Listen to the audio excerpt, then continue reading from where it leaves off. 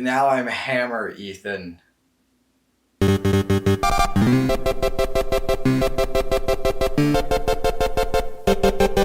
Hello, Kirby.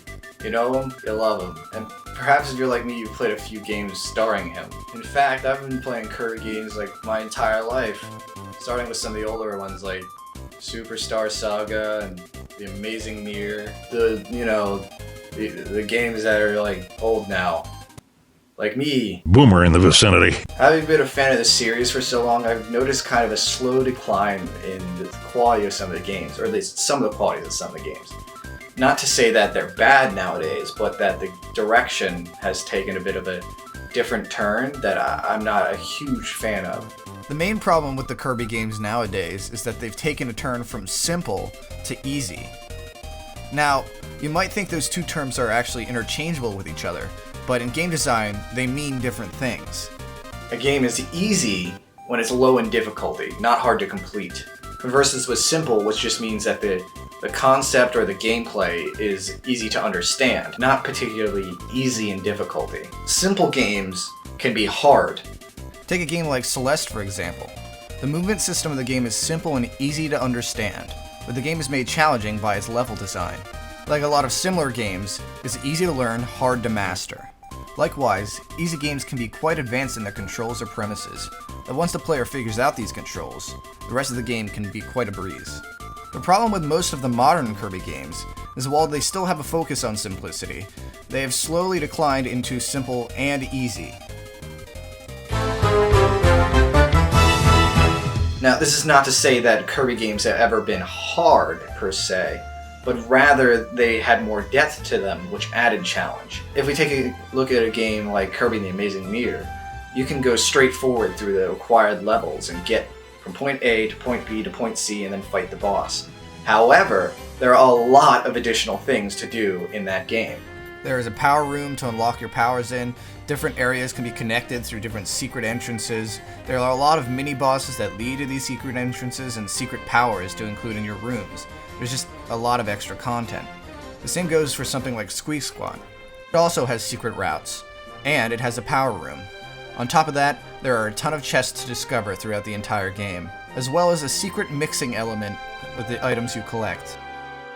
All of these additional challenges to the player are a part of the design philosophy of the series creator, Masahiro Sakurai. He follows the idea that games should be appealing to those who are touching a controller for the first time, while also working to be entertaining for those who have been gamers their entire lives. Hi, that's me. Wait. Now I'm Gamer Ethan. Just kidding, I've always been Gamer Ethan. He called this design philosophy Kirbyism, and it permeates pretty much every game he creates. Sakurai's titular fighting game, Super Smash Bros., has some of the hallmarks that fighting games players like, such as character frame data and a form of stringing moves together into combos. But at its core, it's a really simple game to understand. You don't have to memorize inputs for each character. Instead, you hold a direction and press A or B to do those characters' special moves. There's also a ton of additional content for longtime gamers to grind out. You can try and get the best time on Break the Targets mode. You can try collecting every trophy in the Subspace Emissary, or what are they nowadays? What the fuck? I don't remember what Smash Bros. Does nowadays. It's spirits. Yeah, spirits. You can get every spirit now. I hear a boomer, careful. Point is, the casual or beginner players can have a good time with their friends, and hardcore gamers can try to get top scores in additional game modes, or try to compete competitively against other hardcore gamers. Super Smash Bros. Melee especially has these elements. It's the standard easy-to-learn Smash Bros., but competitive players have a variety of skills they can pick up, like wave dashing, L canceling, dash dancing, and basically anything having to do with Fox and Falco's Shine move. Another of Sakurai's games, Kid Icarus Uprising, also has a good focus on Kirbyism. The game is pretty short and easy, but there are a lot of additional weapon unlocks, secret areas, and such that make the game more difficult.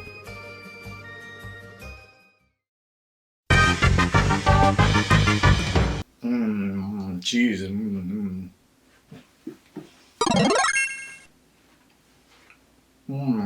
Oh, look. I'm Cheese Ethan. Now. Excellent job with that transition. So the Kirby series had that going for it. But in 2003, Sakurai left HAL Laboratory, the parent company of Kirby. It was due to what he saw as kind of a forced serialization of the series and endless sequels that he didn't want to just keep making, I guess. His last contribution to the series was as special advisor to Kirby and the Amazing Mirror.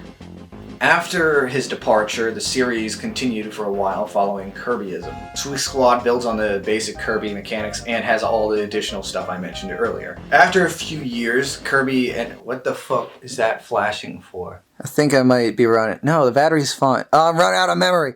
Shit. After a few years, Kirby entered a unique experimental era, which lasted only a few years. But during this time, it came up with a lot of new games and kind of innovated. There was Canvas Curse, Epic Yarn, and Mass Attack, which were all unique ideas. And then the end of this short span of experimental games came with the release of Kirby Return to Dreamland, which is not a terrible game, but it really marked kind of the serialization that Sakurai had worried about.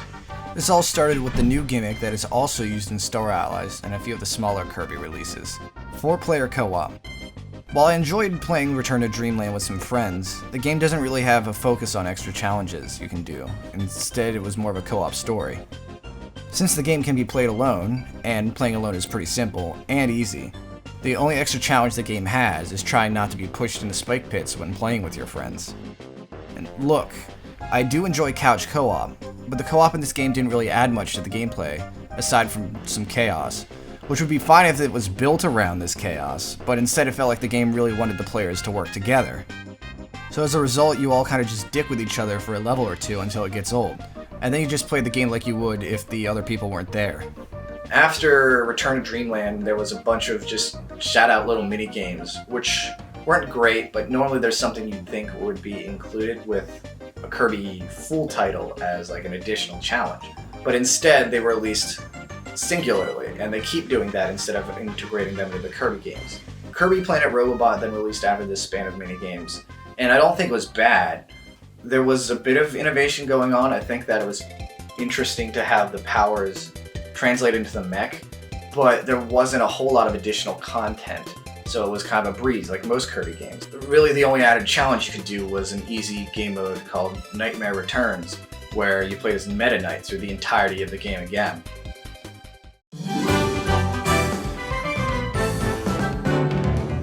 And then came Kirby Star Allies, which suffers from a lot of issues. It's got the issues of Dreamland, where the co-op is chaotic. And it doesn't add a whole lot for you to do cooperatively. But then you have the added element of, even when you're playing single player, the co-op is now a thing. You add your friends by throwing hearts at them, and they play the game for you. Not to mention this is an infinite power, so pretty much any enemy in the game can become a chaotic screen element that plays the game for you. Even defeated mini-bosses can do this. And for a game that has such an emphasis on friendship and cooperation, there is very little to actually do cooperatively, except grabbing levers and sitting in cannons at the same time. I do acknowledge the element of somewhat power mixing you can do that adds some cool co-op stuff to some levels, but there really isn't much emphasis on this, and there are surprisingly few times you need to do it. After Star Allies, there was the usual shitty minigames, followed by, I think, the worst Kirby game they've ever released, Kirby Super Clash, which... holy shit. It was almost single-handedly the inspiration for this video. It's another co-op Kirby game. I think it might use a system of Star Allies, but instead of having a Kirby copy ability, instead you get one ability, and you get to mash the A button to attack the bad guy, and jump every now and then. Oh, and also, it has microtransactions, which, for a series that is targeted almost exclusively to little children who are getting their start with video games, that's kind of a yikes, Nintendo. So now with Super Clash, they've become obsessed with the simplicity element, to the point of it being ridiculously simple.